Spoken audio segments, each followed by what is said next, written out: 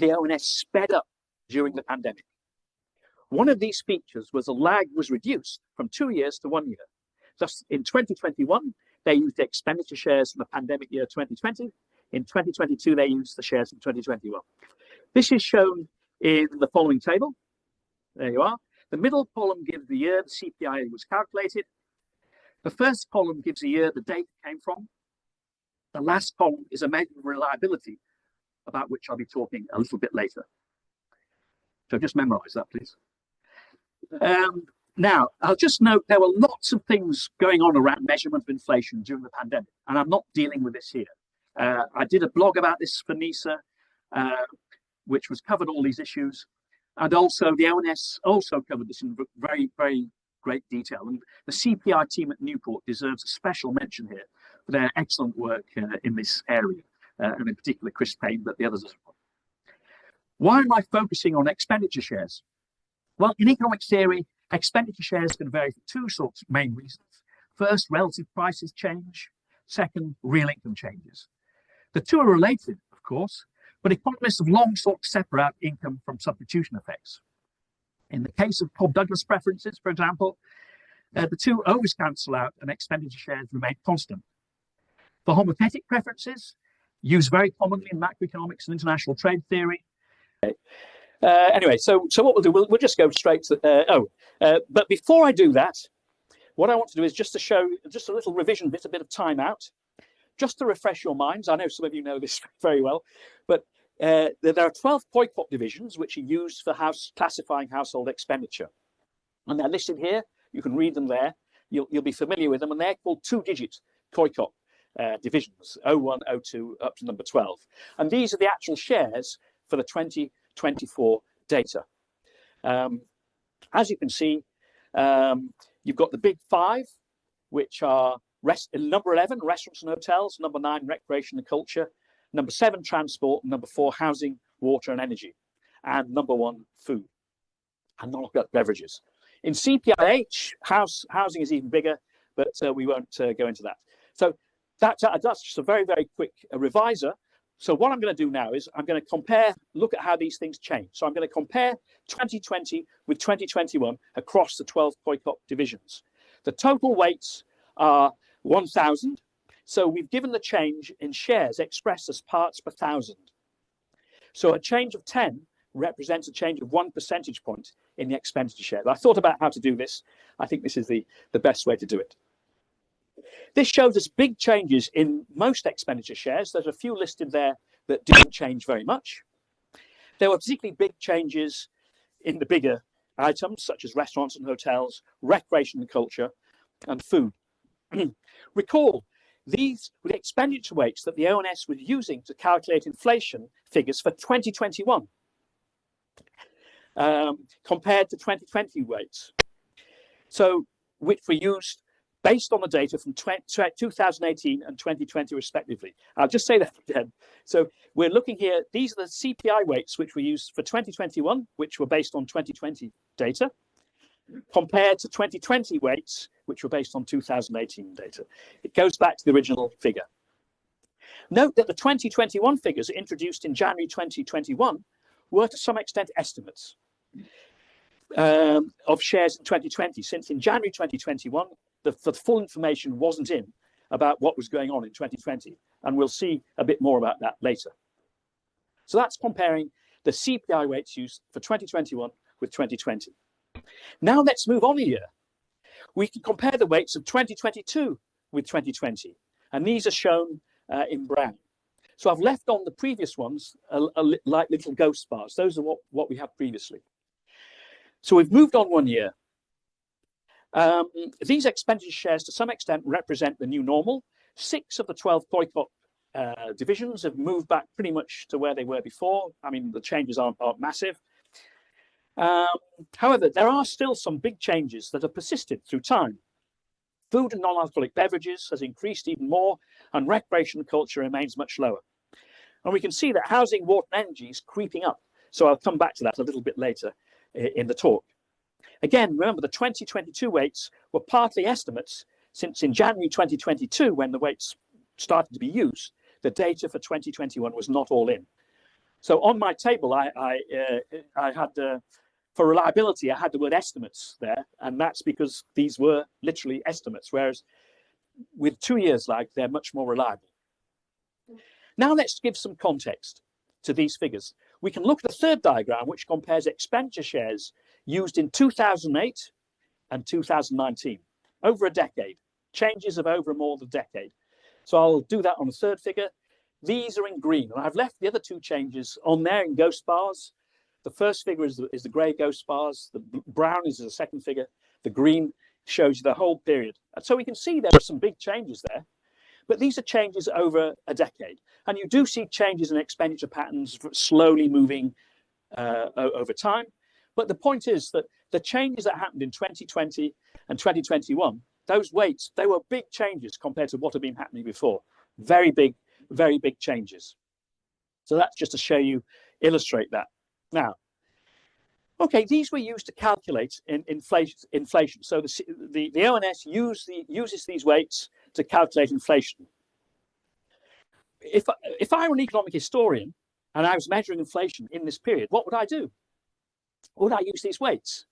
Well, I think the answer, I would calculate inflation figures differently. For example, I could use the actual concurrent expenditure shares for each year. I could use the 2020 data for 2020, 2021 data for 2021, and so on. Now, why doesn't the ONS do this? Well, obviously, it's a simple issue of data availability. In 2021, they don't have the data for 2021 because 2021 hasn't happened yet. But when we're looking back, we have the benefits of hindsight. We can do that.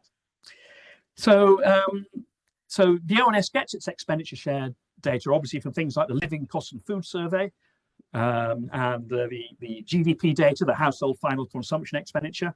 And this takes time to collect and settle down, particularly with the GDP data. There's a lot of revisions go on. So there's quite a lag there. So the ONS could go back and revise the CPI data, of course. It does that with GDP all the time. It goes back and revises GDP, and we suddenly find. But the ONS and its predecessors have always had a no revisions policy for CPI and for its other things, CPIH and the older RPI and RPIX, etc.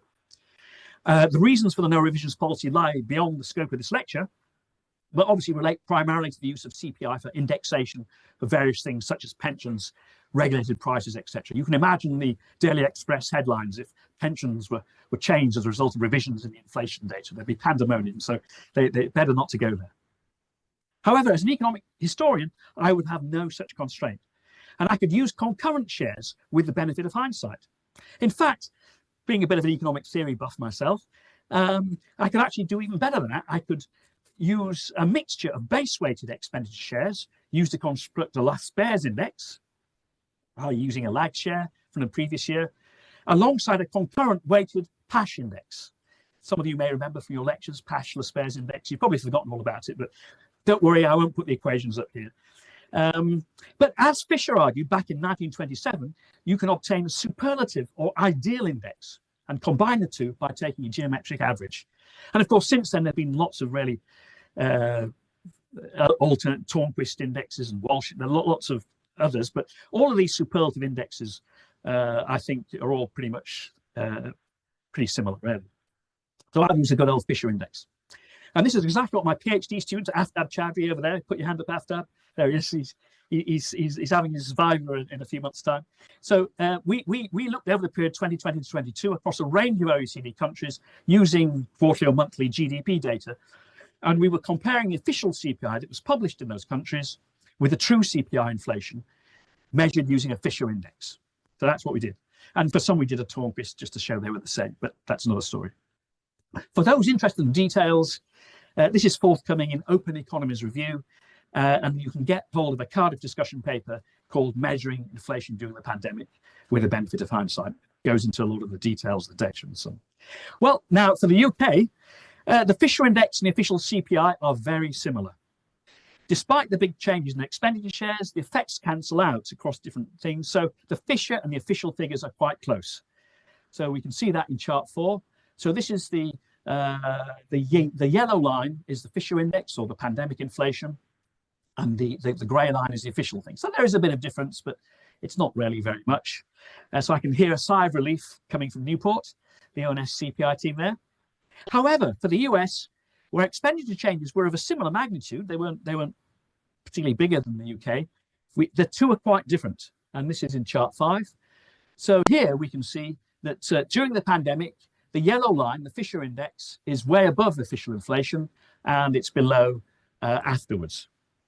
Now, there are many things to discuss here, which I haven't really got time. There's base effects and other things, but I'll just leave it at that, and you can have a look at the paper if you're interested in the details. And indeed, what we did was we looked at the range of countries, and we found that in some countries, Fisher inflation is less than the official rate, so that the official rate overestimated inflation. This includes Japan, Canada, the Netherlands, and Turkey. And in 2, the Fisher inflation is more in both years, Poland and Iceland. For most, it's a mixed story, above and below in 2020 and the opposite in 2021. And again, you can see the details in our paper. So that brings us to our first conclusion, the first milestone, if you like. There are 4 things, so this first one. The large and rapid shifts in expenditure shares since the pandemic have caused major issues to how we measure inflation. Whereas before the pandemic, expenditure shares moved very, very slowly, glacially almost, since 2021, they've moved much more rapidly. So, for example, if we did a Fisher index for previous years, it would have hardly made any difference because expenditure shares are almost identical. This means that we need to look much more carefully at the official inflation figures to understand what they mean as economic statistics. Since the official CPI uses expenditure shares from a year or more in the past, this compounds the problem. Expenditure shares are shifting, and in addition, we're measuring inflation using old weights. However, for economic researchers, if you're doing macro, there's a clear conclusion here. If you're looking at inflation time series that include the period 2020-2022, you need to use a Fisher index or some such thing rather than the official inflation index. Otherwise, you're going to get misleading results. Okay, so now this leads us to the second take on the same issue. So here we've had expenditure shares change, that raises issues for inflation. But then the second one is the spike in inflation post-COVID. And here it's more that inflation itself causes expenditure changes, which make it even more difficult to measure inflation. So it's an extra dimension. So we can divide the period post-COVID into 3 stages. There's the stage 1 from mid-2021 to 2022. This is supply chain issues. It became apparent that supply chains were taking time, longer than expected to reboot. People initially thought it'd be 6 months, but it took more like a year. Inflation rose from 2% to 5.5%. And you can remember the queues of containers outside Chinese port of Ningbo and San Diego. There are videos of it and great stuff. Stage 2, Ukraine and the surge in energy prices. So we had the Russian invasion of Ukraine, and from February to December 2022, CPI inflation shot up in 2022 and reached its peak, well, the official figure, 11.1% in October 2022. Stage 3, which we're sort of in at the moment, but we'll stick to 2023, there's a fall in energy prices and inflation. Inflation fell from 10% to 4%, and it's still falling, currently at 2%, or well, 1.99%, but 2%. So we can think of stage 2 and 3 really as the cost of living crisis, when poorer households had to choose between heating and eating, and I'll show you some more details of this. From a measurement perspective, this has a particular issue, is that 2 categories of expenditure were particularly hard hit: food and energy, domestic energy. These 2 expenditure types have relatively small shares in CPI. I'll show you a bit more about that. But domestic energy price in particular saw spectacular rises in 2022. And I'll track these from 2020 to 2020 to 2024. So first, let's have a look at some expenditure shares. So this is now looking in detail. So the column that says COICOP, I can never remember what COICOP stands for, but it's the official UN classification system, classification of something by purpose, consumption by purpose. So food is half of 0.1, so it's 0.1.1. Non-alcoholic beverages are 0.2. Electricity, gas, and other fuels, that's part of 0.4. So in 2020, adding those 2, then we've got the expenditure shares in percentage for each one of these, for these 2 for each year. And the total went up from 12.1% to 15.6% in 2023, and then back down again to 14.2% in 2024. So there was a rise in the share of these. So the data year we were using for these where these expenditure shares come from is in the second row to the bottom. So in 2020 we were using 2018 data and so on. It's the previous thing I showed. Now I said about estimated and actual. If we look at 2023 and 2024, they were both using exactly the same year's data. They were using 2022 data. But in 2023, they were using the estimation of 2022 data. What do I mean? Well, the new weights come in January 2022, or February, but let's say January 2022. So they're in 2023, sorry. So they're trying to estimate in January 2023 what was happening in 2022. That's why it says estimated. In 2024, they were using the same year, but it was the actual data. I say actual, I mean, it's using the GDP data and all that sort of stuff, but it's more or less the actual. And as you can see, these are very different. What they thought was happening in 2022 is in that column that says 2023, and they thought the share of these two things was 15.6%, whereas when they looked at the same year, a year later, in January 2024, they said, oh, it was only 14.2%. Now, there are details about that which I don't have time to go into, but there you go. So those are the expenditure shares that we have then. Clearly, both food and electricity and gas are necessities. As their price rises relative to CPI, their expenditure share goes up. This will, for example, happen with Stone-Geary preferences, named after Richard Stone, the eponymous person of whom this lecture is named, and the founder of the Irish Central Statistical Office, a person called Richard Geary. So there's a minimum level of consumption, after which purchasing which the residual income is allocated across different goods and services in fixed shares. Anyway, so those are sorts of preferences or quasi-homogenic preferences for those of you who like that sort of stuff. For reference, I've put in fuels and lubricants as well. So fuels and lubricants is that bottom row, and that remains pretty much stuck at 3.1%, except in 2021. Why did it go down in 2021? Well, it's because that's based on the pandemic. And if you remember, during the pandemic, we weren't doing very much driving, and the police were, I remember driving to Manchester, waiting to be stopped by the police at the border with England, but luckily it never happened. But anyway, we drove our cars a lot less. And the other thing that happened is when the prices did shoot up, in 2022 and 2023, we just drove a bit less. So in the end, we spent the same amount of petrol, we just drove less miles. So that's a case, if you like, a Cobb Douglas income and substitution effects cancelled out. For the other, though, food, electricity and gas, that's not the case. Expenditure shares went up, but they went up a lot less than if they'd maintained their energy consumption. So energy consumption went down quite a lot, and a lot of us learned to survive at a lower temperature. So Primark snuddies were very much worn in the Dixon household. I was hoping to have a photograph, but we couldn't find it. So a snuddy is an oversized hooded blanket. They're very good when it gets cold. And so anyway, I'll just show you the behavior of food and energy prices. So this is in levels. And as you can see, that the green bit, so I've put those three stages. Stage one is the supply chain issues where energy is going up a bit. Those little steps, it's because the off-gem bit, obviously off-gem smooths the things. The dotted line is CPI inflation. The brown line is food. And you see food's beginning to take off in that period. And in fact, the World Health Organization was sort of forecasting a major food crisis, but that's another story. But the energy kicks in stage two after the invasion of Ukraine and shoots up the level, and it's come back down again in 2023. If you prefer looking at these things in inflation, it looks pretty much the same, actually. That's the same, exactly the same data, but looking at it in terms of inflation. But the key point about this, oops, sorry, I don't want to give the game away, is that the big increase in domestic energy prices happened in 2022 when the weights were low, reflecting what happened in 2021.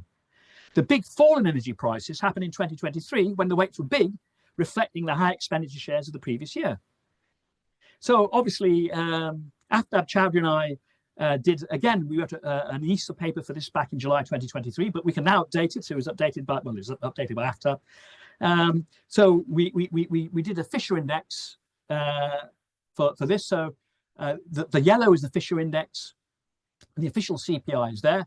There is a difference between the two. So that inflation was actually higher. Fisher inflation was higher in 2022.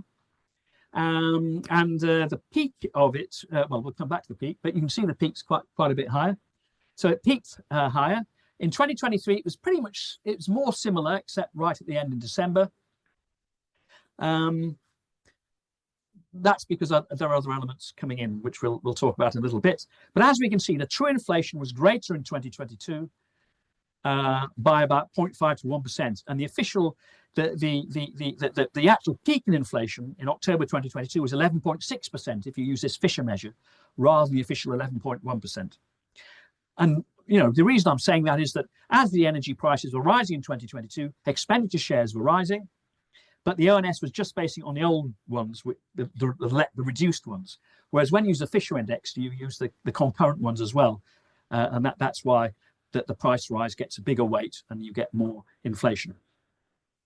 So that's if you like, that's two bits of inflation history there. So you can see very clearly there how the changing in expenditure shares influences the way that we measure inflation. They changed quite a bit for different reasons in the post-pandemic, the inflation spike, the cost of living crisis, and post-pandemic, but it's of course problems throughout this period.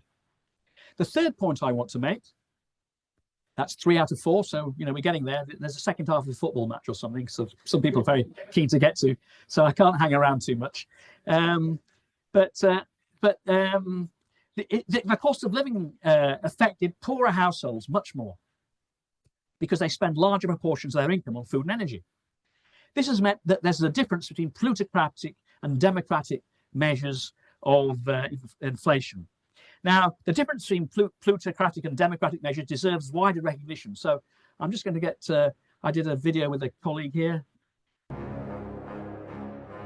part of my year 3 course.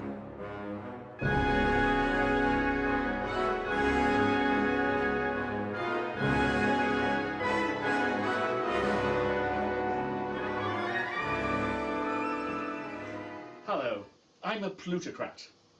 I like to spend money. I spend lots and lots of money on champagne, expensive meals at the top restaurants. I go to the best hotels. I own a private yacht. I'm a really important person, and I think that I should be represented in the inflation figures with a bigger weight, because I'm so important. Well, I'm a Democrat. I think I'm just as good as him. I don't spend as much money as him.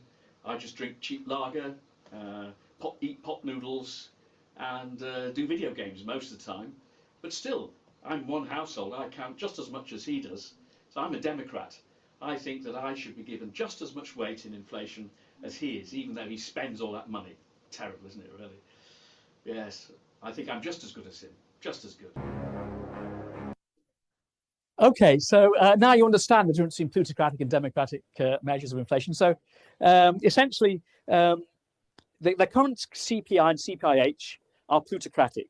The expenditure shares are obtained by adding up the expenditure of all households, rich and poor, and then measuring the shares the resulting. Effectively, it gives more weight to the people who spend more money, essentially. A democratic measures directly the expenditure shares of individual households and then averages across households. That's democratic measures. And I know some of you, I mean, Martin Wheel's written about this, and I think most people believe that the democratic measure is the one we should be using from an economic theory point of view. And indeed, back in 2014, Tanya Flowers and Philip Wells at the ONS at Newport initiated the development of the household cost indices, HCIs, which are an alternative measure of inflation, which is based on several features which diverge from the CPI, including democratic weighting and the inclusion of mortgage costs. So the ONS has been updating its HCI since then, and this yields some further insights on how we interpret CPIH and CPI inflation in this period. Now, most people would agree that democratic weighting makes more sense. I certainly think that's the case. However, it didn't seem to make much difference whether you use plutocratic or democratic measures. So I've just taken, I always tell my students not to take stuff off the web, but here's just something directly cut and pasted from an ONS document from 2017, and it compares CPIH as published with the CPIH democratic, the inflation from 2006 to 2016. As you can see, There's a little bit of action early on. The two differ a little bit, but in general, nothing much. There's not much difference. So I think people said, well, yeah, they are different. Democratic is good, but it's a bit more difficult to measure because you need household data, and it doesn't make much difference in the end. So we'll just keep doing what we're doing. So that's it. But let's have a look if that's still the case, because we've had the cost of living crisis. So that's really affecting poorer houses.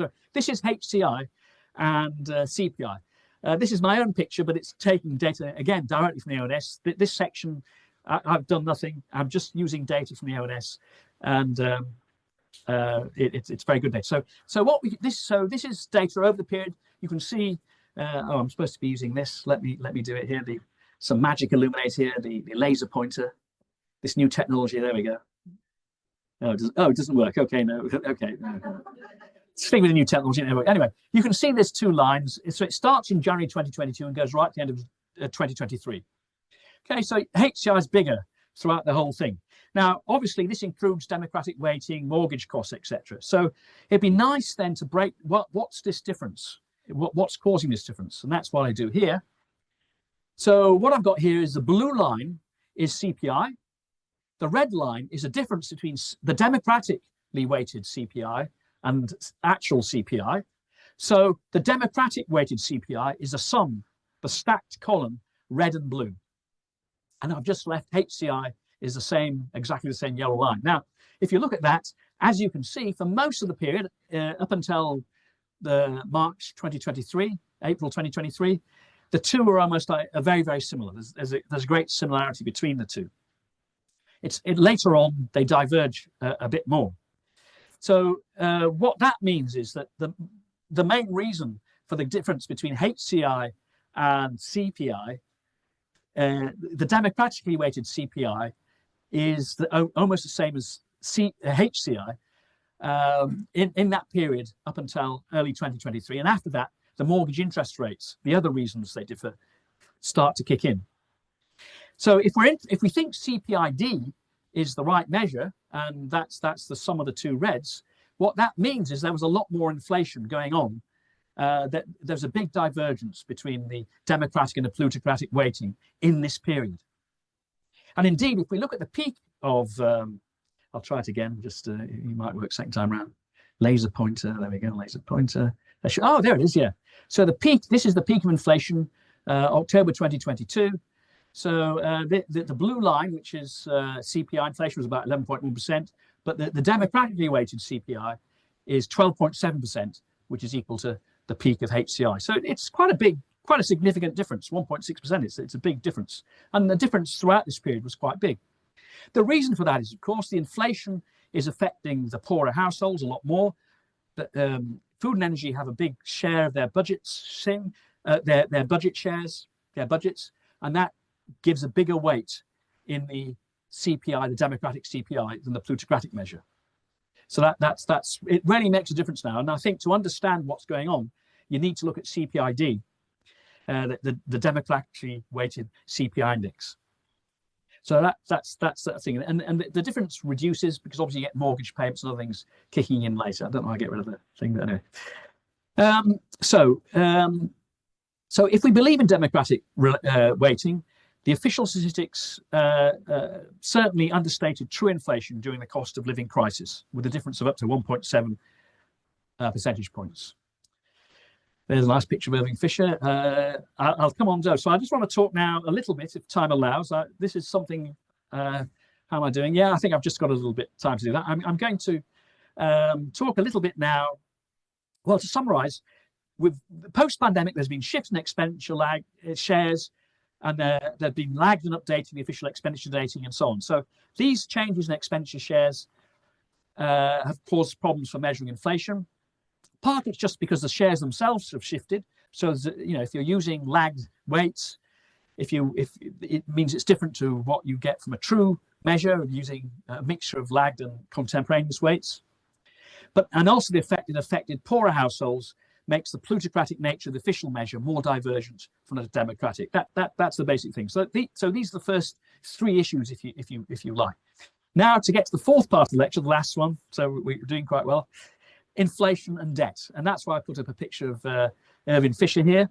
because not only was he responsible for the Fisher Index, which we talked about earlier, combining passion and spares, but also he was one of the first people to talk about inflation, the effect of inflation on debt and loans. So in my time at NISA, I focused on two aspects of this. One, which I won't be talking about much today, which is mortgages, the effect on mortgages, and the other one is public sector finances. So how these are affected when you have inflation. Turning very briefly to mortgages, this is the easy part. I wrote a piece for this for the Economic Observatory and also a NISA Monday conversation with Stephen, which you can look at. There are various details, but the main story is very, very simple. If you're a mortgage holder, normally mortgages, you have a fixed nominal sum to be repaid over a particular time horizon. You know, you bought your house for 100,000, 200, whatever it was when you bought the house, and it has to be repaid over a certain time horizon. Okay, you've got a nominal interest rate, which might be fixed for a period or vary according to some rule, but inflation has a clear and very unambiguous effect on the outstanding nominal debt. It reduces it in real terms. If you owe £100 and there's 10% inflation, then the real value of your debt declines by 10% in real terms. Inflation redistributes money from lender to borrower. However, that's not the end of the story, of course, but once you understand that, then that borrowers tend to be made better off by inflation, the solution to the mortgage crisis become easier to find. You can alleviate the cash flow issues of higher interest rates with partial mortgage holidays, remortgages, and so on. The government did do this to some extent, but in my opinion, not enough was done to ease the cash flow issues associated with the crisis when it first emerged. The key is to get lenders to understand that the reality of the situation, namely inflation, is paying off the mortgages, even if no actual transactions, no actual cash flows were made. Now there's no inflation, of course, the real mortgage crisis happens because you've still got the high interest rates, but there's no inflation to pay off your mortgage. So now the mortgage crisis is really starting, but that's another story. I will just say en passant, because I need to say I got a nice picture to show you, which is real interest rates. So keeping things simple, we can define normal interest rates as the real interest rate is nominal interest rate minus inflation rate. Again, this is to do with Irving Fisher first defined this. And, you know, the real interest rate could be thought of as an interest rate adjusted for the effect of inflation on the outstanding debt. If there's 10% inflation, then the real rate is the nominal rate minus 10%. We can think of two cases. One where the nominal rate is 2% and the inflation is 0, and one where inflation is 10% and the nominal interest rate is 12%. These are, in some sense, not all, but in some senses, the same. The real value of the outstanding debt declines by 10%, but the normal interest rate is 10% higher, which compensates the lender for this loss in value. Now, of course, we've been living in a world of zero interest rates from 2009 and the great financial crisis to mid-22. Real interest rates have thus been negative. And here's the picture I like to show you there. So the red line is the real interest rate, which is generally below 0. Apart from a little brief little bit, the blue line is CPI inflation. So there was a little brief blip when inflation went to 0, when it fell below the real interest rate. But apart from that, we've had real interest rates. But we've had this sort of historic crossover, which again, I'll try and get the mark here. We've got a historic crossover. Oh, it's not done it there. Let me just try it again.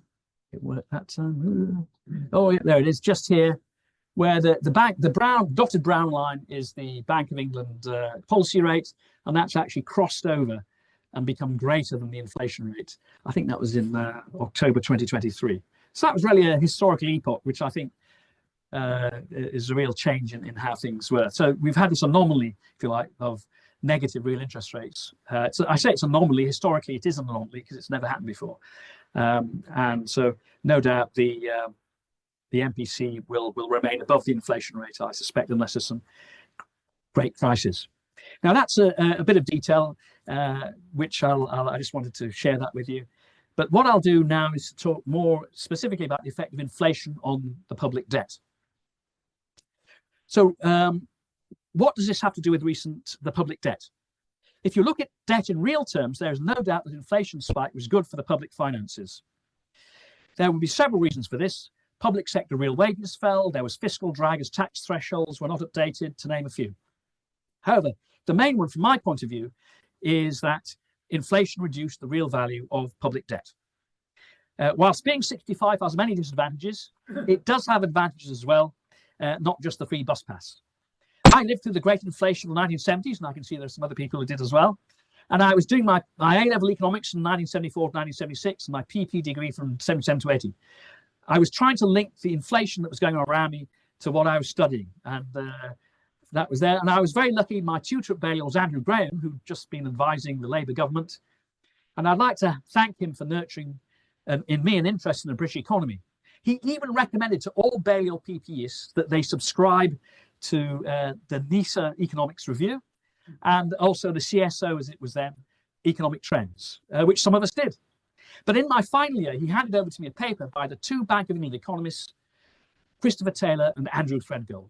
The title was Real National Saving and its Sectoral Composition. Threadgold and Taylor's 1979 analysis had the following purpose, I quote, "The principal object of this paper is to offer some quantitative estimates of inflation-adjusted saving and financial surplus and deficits for the main sectors of the economy, persons, companies, general government, etc., and for the economy as a whole." So that was done then. It was published, an updated version was in the Bank of England Quarterly Bulletin in 1980. But the need for inflation adjust these deficits really went dormant. It never really caught on during the Great Moderation. And indeed, with low inflation and low debt in the early 2000s or 90s, it didn't really matter. Remember when the jet GDP ratio was 34%?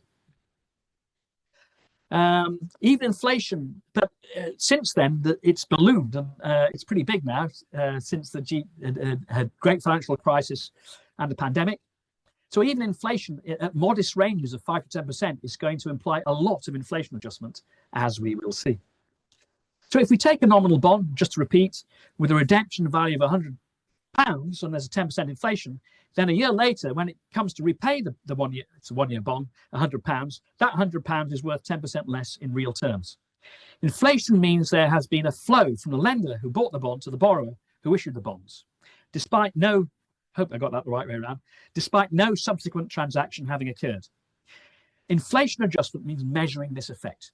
So no money changes hands, it's just the real values change, and we as economists need to adjust for that. Now, this is a big job if you want to cover the whole economy. There are firms, households, etc. It can be done, and Threadgold and Taylor did it back in 1979, so it could be done. But we just focused on public finances. So the key economic statistic that needs adjusting is a government deficit.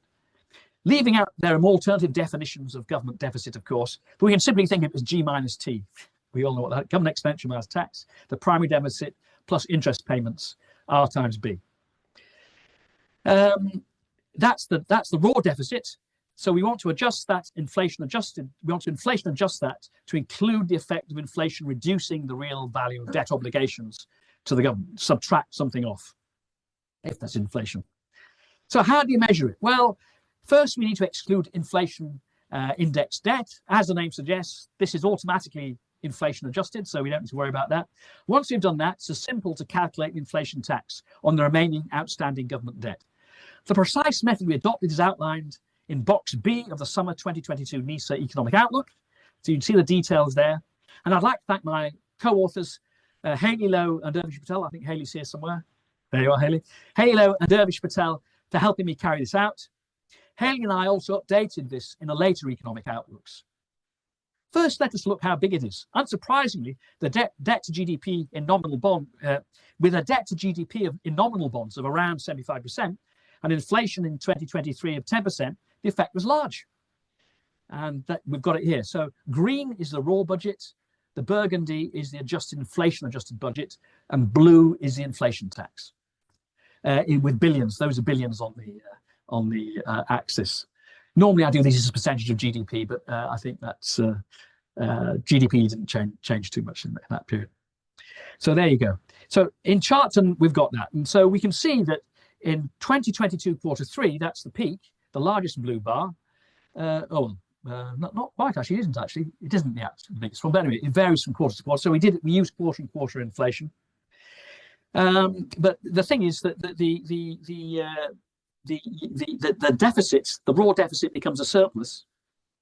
And indeed, the Liz Truss black hole becomes a white dwarf, to use an astronomical analogy. Now, the vertical dotted line represents the time of the autumn outlook, and to the right was the then forecast. I think we've updated it a bit since, and I can't quite remember now. But this can be quite easily updated as we move forward. However, it's interesting to note the size of the inflation tax was forecast to remain quite large going forward. So the blue lines there remain quite big, and this really just reflects the very large public debt that we have now. So even with relatively low inflation, the inflation adjustment is going to make quite an important figure. Now, why is it important that we measure this inflation tax effect? Well, I think it's crucial because it gives a better view of fiscal sustainability than the raw deficit. If the inflation adjusted deficit is in surplus, it means, roughly speaking, the debt to GDP ratio will probably not be increasing. The various provisos such as GDP is not decreasing, even if the raw deficit is possibly quite large. So the raw deficit doesn't really convey the right information because it's leaving out this inflation tax. Indeed, the raw deficits were very large in 2022, going into 2023, in a large part due to the energy price guarantee and related fiscal measures to protect households and firms. Despite this, the debt to GDP ratio didn't go up much. Again, it depends which definition you use, but certainly the NISA one, it did go up. I would argue that this was due to the inflation tax. If the government had sustained a similar deficit starting from a much lower level of debt, or had most of the debt been indexed, then the inflation tax would have been much smaller, and the debt to GDP ratio would certainly have increased significantly as a result of the energy price guarantee. Now, is the idea of the inflation tax some unorthodox economic concept, perhaps coming from modern monetary theory or Marxist economics or something like that? I'm a bit of an outlier here, a bit of a maverick. No, it's certainly an entirely central part of orthodox economic theory. I have taught the theory, though not the measurement, for nearly 3 decades as part of my Year 3 macro course at York and Cardiff, and as part of my PhD course at Cardiff, and as a guest lecturer in PhD programs in other countries. So it forms part of my first lecture in the Cardiff PhD in Money. I think mine was a long time ago. She was one of the people at that, and so was Kuhn and Aftab as well. A few of them. They can verify this. So if I'm lying, you can tell them. I don't have paid them, but anyway. So I use Carl Walsh's textbook, which is wonderful, and you'll see the following equation. I'm not going to explain the equation. This is the equation. Some of you, this will be very familiar to many of you, but you get an equation that looks a little bit like that. It's a household budget constraints. But the important thing is there are some pies there, Greek letter pies. Those Greek letter pies are inflation. And as you can see, it didn't quite work there. Let's have a look. Get the laser pointer going. Yeah, there it is. You see in the denominator, you've got 1 plus pi t there. That's inflation. Inflation is reducing the value of those nominal bonds and the money supply in that budget constraint. So it means there's less money available to do stuff on the left-hand side, like have money balances and consume and invest and so on. So that's a very standard sort of thing. And what we're doing, what we're doing when we inflation adjust tax is to try and capture that effect. Now, of course, in the lectures, I say, well, in aggregate, the bonds drop out because one person's loss is one person's gain. So if the bondholder is gaining because of inflation, the bond issuer is losing. But of course, the biggest issuer of bonds is the government. And we're measuring the benefit, the transfer of wealth, if you like, from the household sector to the government sector through this inflation tax, which is why it's called inflation tax. So that's it.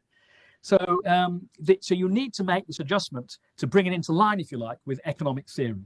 And the raw budget deficits, which they have, don't do that. And as far as I'm aware, nowhere does this. The IMF fiscal monitor doesn't do this. And for some countries, they have a lot of inflation and quite large debt. So maybe, it'd be quite useful to have this as an indicator, a standard indicator, having an inflation adjusted budget thing. Now, I'll just finish almost finished. I've got 5 minutes, have I? Or, yeah. The OBR doesn't like the idea of the inflation tax. In fact, David Miles was giving a lecture on this over dinner at once. There's various reasons they don't have it, but they argue that using CPI inflation is not correct. We should rather use a GDP deflator. Now, the GDP deflator, of course, the problem with that, from my point of view, is it's measured as from the ratio of nominal GDP to real GDP. So in effect, we have the following identity. The following identity. Of course, it's on my notes. It's not there, but the rate of inflation of the deflator is equal to the rate of growth of nominal GDP minus the rate of growth of the real GDP, where real GDP is a chain volume measure. So really, what happens is the GDP is not really a deflator; it's an implied deflator. You firstly, to get to it, you have to measure real GDP using chain volume measure, and then you have to measure nominal GDP. And those are both measured without the GDP deflator. Once you have those, you can then go back and say, well, the deflator is the implied deflator. And now a lot of people think that's not the case. They think the GDP deflator is just like any other deflator. You measure the prices, and then you deflate nominal GDP to get real GDP. That's not what happens at all. So that's the problem about it. And so why does this matter? Well, a lot of GDP is non-market activity. 10% is imputed household rents. 20% is government output in the form of health and education. There's government private sector investment, of course, which is marketed. But the bulk of GDP, of marketed GDP anyway, is household consumption. So I think you could use a GDP deflator to do this inflation tax, but it's quite difficult. It's not something you can necessarily do. And in the recent years, it's behaved really crazily. So in the pandemic year, there were lockdowns and social distancing. This caused a major reduction in the measured output of health and education because schools and hospitals weren't doing what they normally did. And indeed, Jagjit Chadha and I both wrote a brief piece of this for a committee at the House of Lords. I can't quite remember what it was, but Jagjit went and gave it. And that caused a big spike in the deflation. And next year we had a big cut in the deflation. So the green line gives you the GDP deflator in terms of annual inflation, and the blue line, I think, is CPI inflation. As you can see, it's had some really weird behaviour. If you look at it in the longer run, however, the two sort of move together. There, the red line is CPI, and the blue line is the GDP deflator.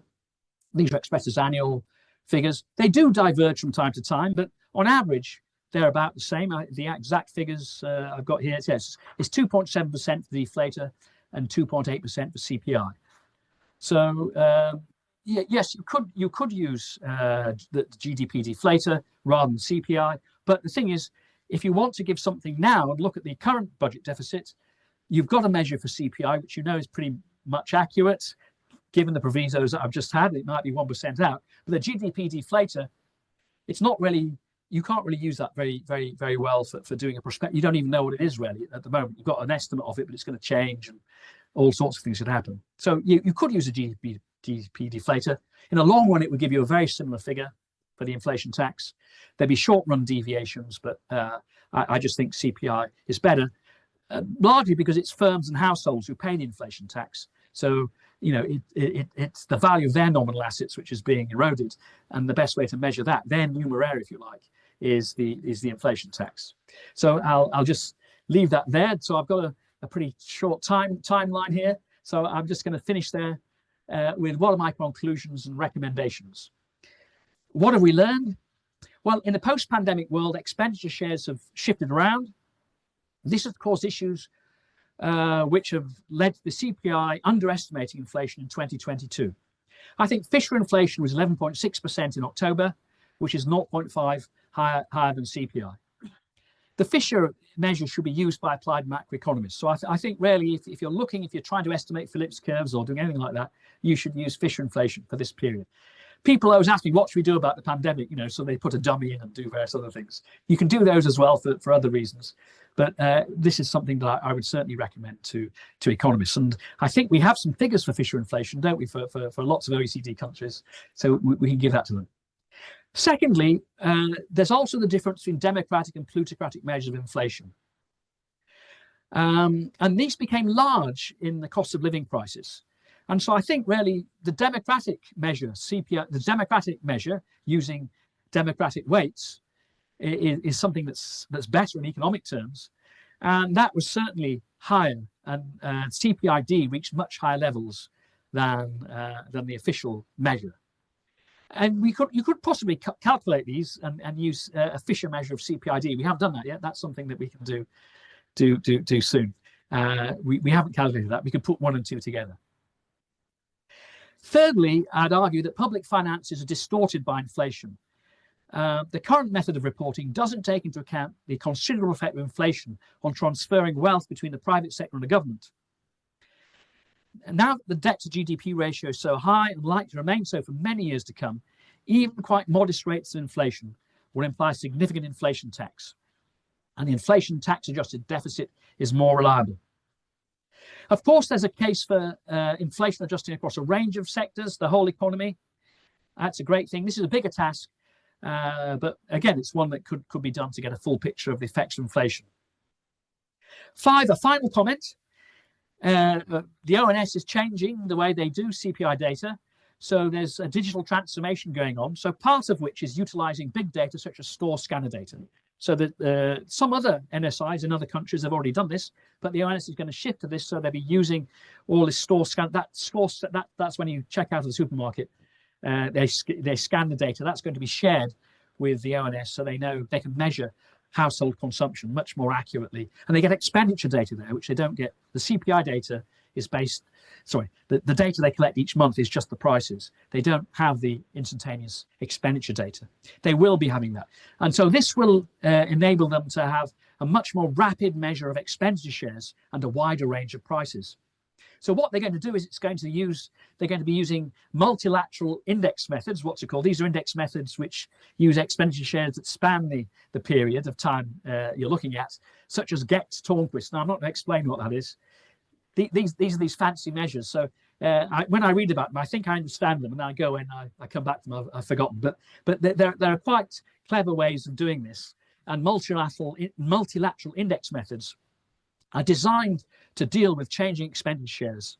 So the issues I've identified will be reduced when a new methodology becomes used to construct CPI data. Plus, of course, if we have store scanner data, it can be linked also to things like store cards and so on. It can be linked to household data, and that's the real gold standard. I don't know whether that's in the current plans, and that will really enable something to be done on the democratic side as well. Do I have any recommendations for the ONS and other NSIs across the world? Well, yeah, I do. Just some simple ones. I think a retrospective ideal measure of inflation along the lines of Fisher or Tornquist should be published. Whilst it needs to have the status of an official statistic, it will provide a more accurate historical measure of inflation that could be used by researchers using historical data. For example, macroeconomists studying inflation or whatever it is, any macro with inflation in it. So that would be a good thing to do. And indeed, if you're American, the PCE inflation, as private consumption expenditure measure of inflation, which is constructed by one of the banks, isn't it? One of the Fed banks. Anyway, it's there. It's official measure anyway. I don't think it's the BLS does it, but somebody does it. But that uses the Fisher measure. So that uses the Fisher measure. So there are, and that's the target, if you like, that the Fed uses for its inflation. B, democratic measures of inflation should be given more prominence. I think it's been a long-running issue. The papers are written about it in the 1970s, and from what I can make out, the CPI team at ONS calculates CPID in a very timely manner. And again, whilst it's not been an official statistic, it could be reported more prominently as part of the CPIH CPI release, perhaps, rather than the appendices of the HIC data, household cost index data. Currently, it's tables 26 and 27. You find this buried away. So I think it should be given more prominence. And certainly, I didn't even know it existed, actually, till one of the great benefits of giving this lecture was I discovered it existed. So it's a bit like, so I'll certainly be looking at it a lot more. But lastly, I think the ONS should develop and publish inflation-adjusted measure of the government deficit, as should the OBR. Whilst I understand that the ONS often looks abroad to get guidance on statistical methodology, why not be a world leader?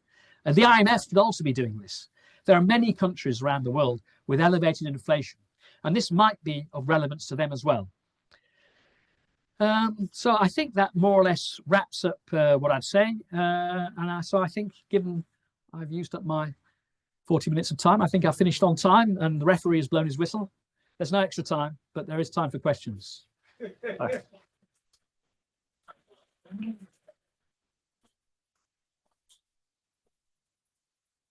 Well, the referee has blown his whistle. England have kicked off against Denmark, literally as I'm speaking now. But I have to say, I'd be much more interested to find out what questions people have and how Hugh answers them. As is usual for me, I'm going to take them in batches of 3. Hugh knows everybody in the room, but I'm not sure I do. So do please tell me your name and affiliation when you ask your question. I'm going to start with Stephen, then Peter, and then go over that. Cool. Thanks. Really interesting lecture. Thank you. Stephen Burgess, inflation division at the ONS. Can I just check with the Fisher measures, the Fisher-based measures you showed towards the start, these comparisons? Are you applying the weighting at or what level are you applying the weighting at? Is it like at the highest coin pop level, or is it at item or product level? So I think that would really affect the answer quite a bit. Okay. Hugh, tour de force. Congratulations, a really wonderful talk, and I think your conclusions, particularly with respect to how we compute this and what banks and other research institutes should be doing, are wonderful. However, can I just take you to sort of econometrics 101? You rightly said prices determine expenditures endogenously. Equally, expenditures to which demand determine prices endogenously. Think of toilet rolls during the COVID, they all went up in price. Okay, so we have a classic identification problem. Q determines P, P determines Q. So really, should we just be taking this data on P's and Q's as it stands, as if there was no simultaneity bias? What I would suggest is we need to, in order to get to the right P's and Q's, we need to purge the data of that simultaneity bias. And we know how to do that. Shouldn't we begin from the fact, I mean, the whole literature assumes that we don't know any econometrics. We just take the data and we do weighted averages and we argue about what the weights are and whether it's Fisher or whatever it is. But hold on a minute, the data itself is not independent and exogenously determined. There are real econometric issues here. Who was the third? Tuntia from Kent University. Hugh, thank you for a fantastic talk. It reminds me 10 years ago when I was doing the PhD thesis. Yeah, we'll try to replicate the CPI, and when we look at the micro data, we know that weight matters. And you talk about the weight, the purchase, the quantity of purchase, but also we talk about the shop weight. And during the pandemic, the different shopping habits change. And we know that in the UK, some discount store like Lidl and Aldi, they expand a lot. But for the Marks Spencer and some premium priced stores, they shrink. And also people change their shopping habit more, tend to online shopping during the pandemic. We see the Ocado expand a lot. And how do you see that shop weight across different type of stores affect the CPI measurement? And the second one is about the CPI basket, because each year there are some goods new enters to the basket and some exit. I wonder whether this pandemic has a big impact on the selection of the new product in this time period, and after pandemic, whether this type of trend still keep on or die to return to normal. Thank you. Okay, so I'll go to the first point. What I have to have an idea. As I remember, it was done at the division level. I mean, that's simply because a time constraint we have. For Britain, there's quite detailed household expenditures done to 4 digits. So we could do a much more detailed one for the UK. For other countries, it varies quite a bit, because we were looking at a whole right across the OECD. Some do quarterly data, some do annual data. So we were having to do it. So we just did it at the 12 divisions. And that we were comparing ourselves with the real-time forecasts using credit card data and stuff, done the US, Cavallo and so on. And they tended to do it at that quite aggregate level. But it could certainly be done at a more disaggregated level. And that's something we could do if Aftab had time. He hasn't got time to do it before he finishes his thesis, but we can maybe do it. We can maybe do it later on. I have one clarification about this. So what's going on with scanner data is about how we combine items at the product level. So if you have like a Hovis loaf of bread and a Kingsville loaf of bread, and you've got all that information, how you weight those items, it's not about applying Fisher indices at the highest level in the aggregation. No. I mean, once you've got score scanner data, the issues become much more complicated. And you know, I don't have any great answer to that. But I mean, I know there are picking the top 6 products, and there are. I've seen papers indeed presented by colleagues of the CPI team at the ONS who talked about this. So yeah, so with the new world, the brave new. Do you know when it's going to happen? When? Plan A is March 2025. That's what we're waiting for. That's plan A. Okay. Okay. Anyway, to Peter's point, yeah, you're quite right about the P's and Q's. I mean, we don't actually know the Q's at all. We just know that was Fisher worked out. You could do it with expenditure shares, but it's a similar sort of issue.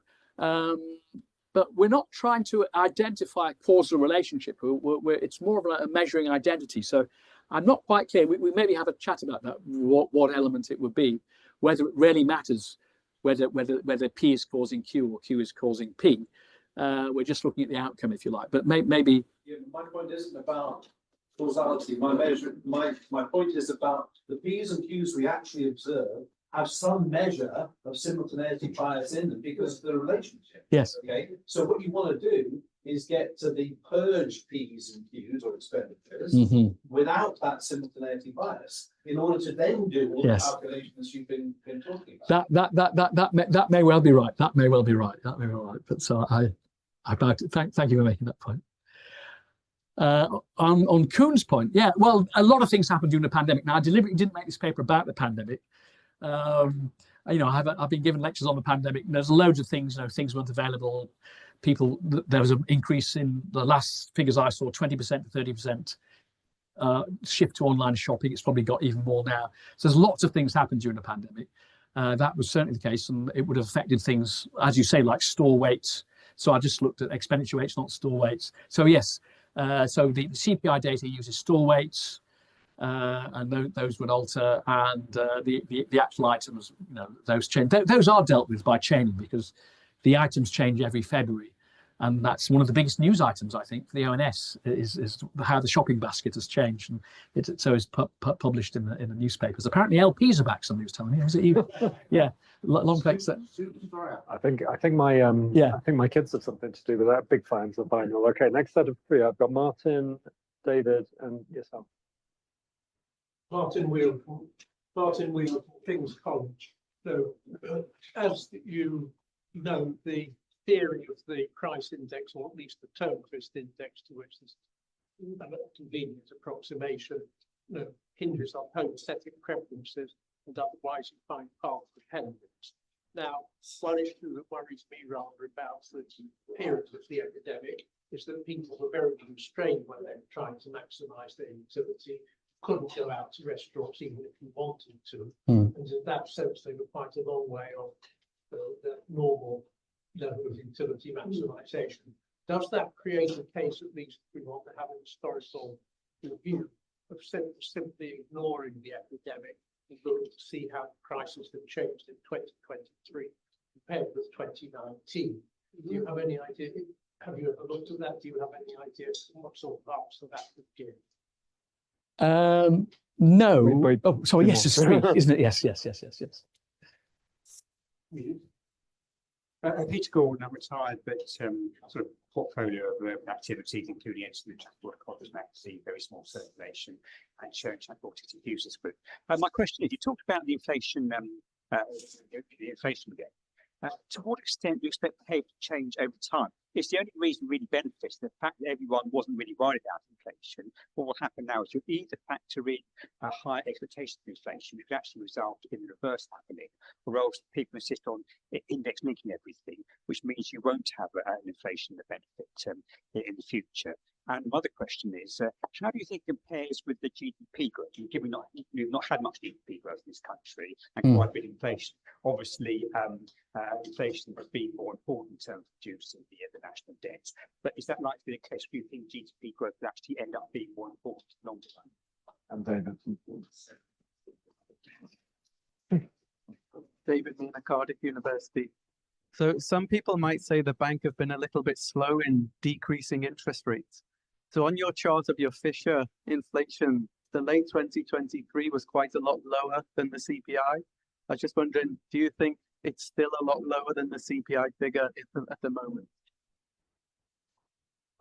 All good questions. All good questions. Yeah. Yeah, so that's a fantastic point, Martin.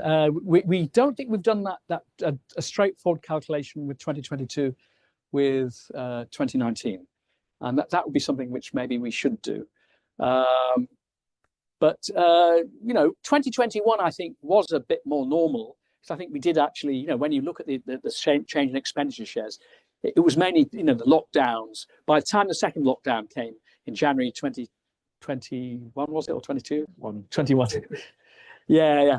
We sort of got to adapt to it. There's much less of an impact, and I think people learn to live with the restrictions a lot more. So the pandemic was still going on in 2021, but it wasn't completely. So it was a bit more new normal. The constraints on expenditure were a lot less, and people got used to Deliveroo. There were a lot more Deliveroo people flying around and so on. So I think 2020, you can make. I think your argument is very valid there, and of course, there's just a very restricted range of products which could be purchased, and these were they stopped collecting data at the ONS on those sorts of products. So yeah, that's a good suggestion. We'll maybe follow that up. That was that one.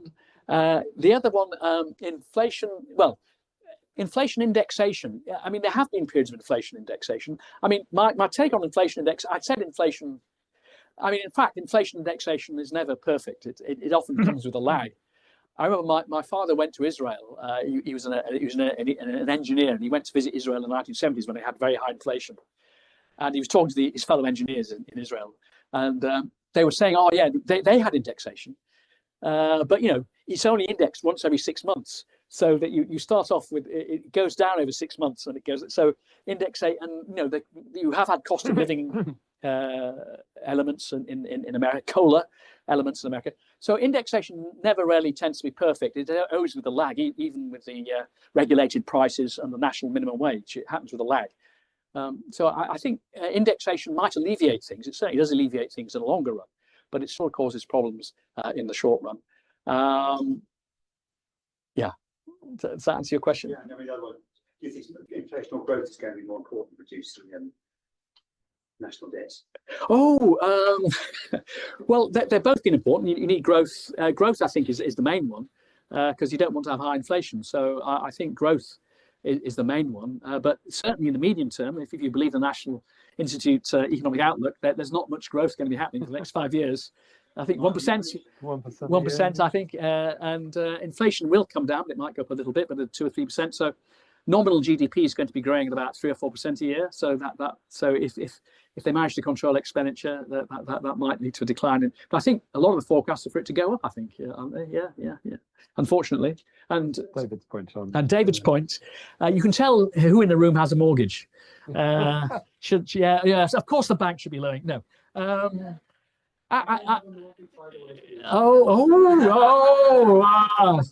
The big spenders, eh? There you go. I think this comes back to the Monetary Policy Committee, and we discussed this at the ESCO conference back in March. I remember Martin was there and John Haskell.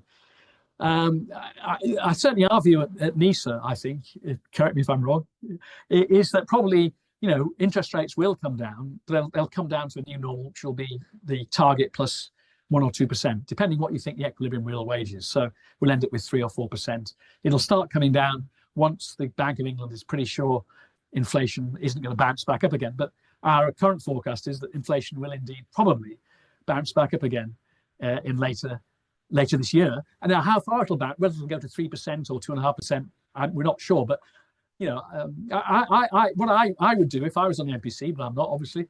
I'd say you'd have a little tiny cut, in July or August, to say, look, they will be coming down. We can only do a little cut now, but we're a bit worried about what might happen. And of course, the geopolitical uncertainty is massive at the moment. So anything to do with China and America, or the Middle East, or NATO and Russia, all of these things, any one of them or all three could all blow up, and each one would cause a big spike in inflation. Or possibly a massive spike in inflation. So I think they'll proceed with caution. I should have said Paolo at the back is the one to ask about the NISA view on inflation. Not me. Sorry, Paolo. Next batch of 3. I have one there. Any others? So Paolo and Ron. Kumar Aniket, UCL. So my curiosity was, is there spatial variation in inflation across UKs in different places? Sunderland's inflation and London.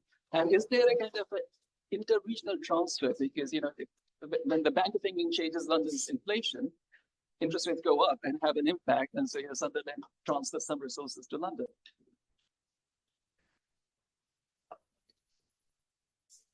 So I have a question that's sort of the sister question to David's one, which is many people have criticized the bank and the Fed for having been behind the curve to start raising interest rates. Given your charts, do you think there's a case for, had they used the Fisher measure, they would have had a better grasp on how quickly inflation was rising? And does that make a case for maybe when you've got a shock that really alters consumer behavior, using non-traditional measures or non-backwards looking measures of inflation?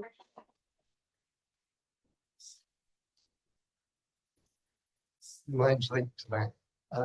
If we switch the real measure, what you would call the real measure, for the past, the macroeconomists think expected inflation is what matters, and those expectations are largely based on what's published, not the correct measure. Doesn't that cause some problems? Very good question, as I would have always predicted from Ron.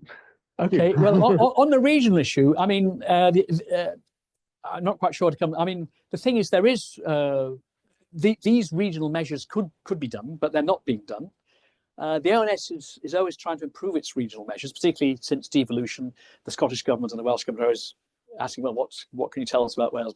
But even, for example, on inflation, there just aren't, the current data set which they use doesn't really have enough prices to give you an accurate measure of, say, inflation in Wales, or they might have enough in London, I don't know. But so the regional measure, you can construct it yourself. And in fact, Richard Davis at the LSE has used the ONS data set to construct a regional measure of inflation, looking at the 12 nuts 2 or nuts 1 levels, nuts 1 level. That's Wales, Scotland, London, etc. So you can do that, but nobody's actually, I think, looked at this interregional distribution of wealth. So far as I know, I mean, I might be wrong there, but to answer that question, Paul, yeah, I think, well, I think the Fed uses PCE is Fisher, so I think there's nothing to stop. I mean, the bank looks at core inflation. It can look at whatever it likes when it does its monetary policy stuff. So I think that its target from the Chancellor is set in CPI. It used to be IPI minus X, but they can choose whatever they like to make their decision, and that might well have given them a better measure of inflation in 2022, certainly. In fact, I believe you have a paper talking about using different measures of inflation when setting monetary policy. Yes, is it a paper with you, perhaps? Yes. So Steve and I wrote a paper looking at different measures, looking at sector inflation. But I'll leave that. But yes, it's an excellent paper. Published in the Oxford Bulletin, I think, wasn't it? Yes. Anyway, so I think the Fisher measure is fairly straightforward to construct, but the problem is the PC measure uses what you might think is a little bit unreliable data, because obviously you don't really have very good data. So you need to get a good data source to enable you to do that. It could probably be done if the Bank of England wanted to do it. It could be done, and with these new marvelous measures, which digital transformation, store scanner data, it may well be possible to get something like that done. If the Bank of England asked the ONS to do it, the ONS would do it. I think that's usually how things work. Ah, Ron, yes. Well, yeah, it's interesting. But I think expectations matter, but we're not trying to explain how inflation expectations, what explains inflation expectations. If you're modeling inflation expectations, then maybe true inflation has nothing to do with it. You should just look at the Daily Mail. You could do a textual analysis of the Daily Mirror or the Daily Mail, and look at that, and that would be your how you explain inflationary expectations, or something else. So, but if you want to say, well, what was inflation? I mean, it's like, what are public perceptions? You can look at that. What are public perceptions of something, immigration or some other thing, and what's the reality? I mean, the two. It's a different exercise, if you like, measuring public beliefs, if you like, and what's really going on. The two are often very, very different. Yeah, the trickiness is inflation expectations are really important, but how on earth can you measure them? I don't know. Have Abinay, anybody else? Pizza is another one. Okay, I think it's those two of us. Anybody else has a question? Okay, Abinay. Abinay Mutu in these. Hugh, how are you doing? I'm doing fine. I'm happy. You know, I'm fine. A comment and a question. A comment being that I really love this. You know, it's not my. It's just you emphasize the importance to economists, anyone, of measurement. Things we don't really emphasize when we teach. So measurement, difficulty of measurement. And I know others like Martin Luther, experts in this, and all this. So that was the first point. I love your video. I need to know how you did that. It's a really fantastic talk. Learn. I didn't understand half of it, but that's a different story. My question about inflation tax, that really got to me. Because you don't hear that discussed while inflation has been raging for the last 2 years. No one talked about inflation tax that much. My question to you is sort of question along the lines of why not? Is it real? Is it a tax to the ordinary citizens, and that's or was it more to the government? What about the international scenario on the public debt? A lot of the British debt is to do with debt from other countries, people outside this country, and therefore maybe is that the reason why it's not discussed? So, any further comments around inflation tax? Yeah. So on the public relation, you hold on. Oh, sorry. We'll Yeah. hear Peter's point. No. Yeah. Sure. It's just a factual point. I think the New York Fed actually has an expectations inflation index based on their own collection of microdata. Just a fact. Sorry for using 2 points. That's all right. Okay. Right.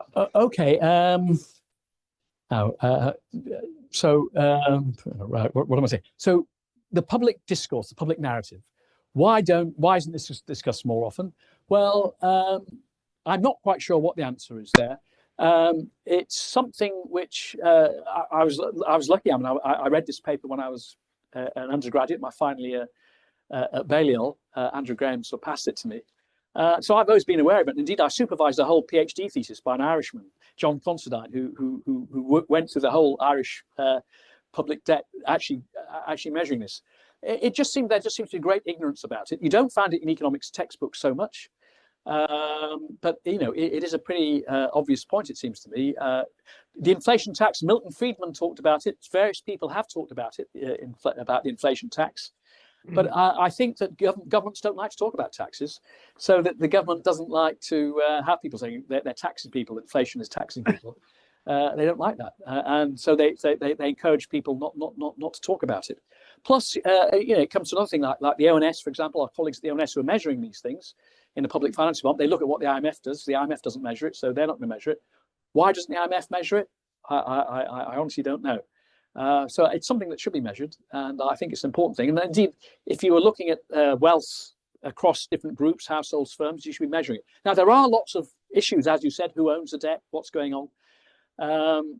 Those are quite valid issues where you have foreign owned debt and so on, particularly for America, where well, it still is mainly owned by Chinese and Japanese, but it's going down. It's going down. The Japanese are the Chinese are de-dollarizing, but still they own a lot of it. So why not have the Chinese people paying the tax? That's fine.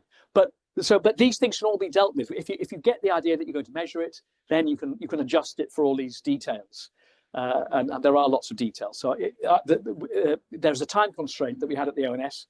a very short time constraint. We had a bit of time, you know, poor old Haley's doing other things as well, and Irvish. So we just came up with a ball. It's more of a ballpark measure, the one, but I think a proper measure should be done. What was the other point you made? Sorry, Abinets. Yeah, go on. I mean, the governments are never going to talk about it because it is the ultimate stealth tax. You have no idea it's happening to you. Yes, and indeed, and in fact, the OBR you mentioned. I don't know whether this will be recorded, but the OBR were briefing against NISA because we were talking about the inflation tax. And was it you that told me that? But somebody was saying they were not briefing against us. They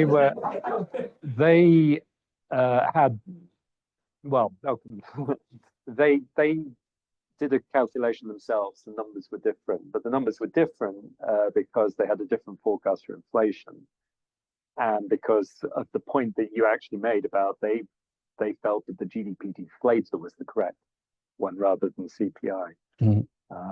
Which, dare I say it, I think there's something in that, but we can have that discussion. Yes, no, it's a detail, but it's certainly, I think they should include it as part of their budget report. Yeah, great. Anybody else? We do still have time. People have questions. In which case, I'm supposed to say a few words at this point and present Hugh with a medal. We'll do the medal thing first because this is I love this. This is a medal that Hugh is going to get. It's given to everyone who gives one of our public lectures. So Hugh, thank you very much. Medal for the Deane-Stone lecture of 2024. Thank you very much.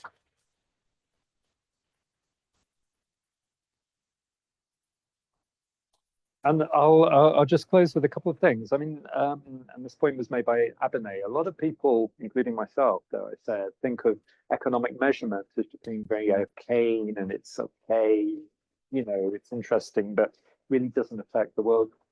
I think what Hugh has shown us is that actually it is much more important than that. That, you know, understanding the inflation tax actually matters. Understanding how inflation can be really badly mismeasured at times when spending decisions are changing really matters. Understanding how inflation affects different groups of people differently really matters. And you know, all those points have been made by what was a fantastic talk. I'm also with Abinay, and I want to know how to do that video trick thing, but maybe that's offline as well. The only other thing to add is that we do have some drinks and nibbles in the next room. But before we go and do that, if you could all join me in thanking you for a really wonderful session.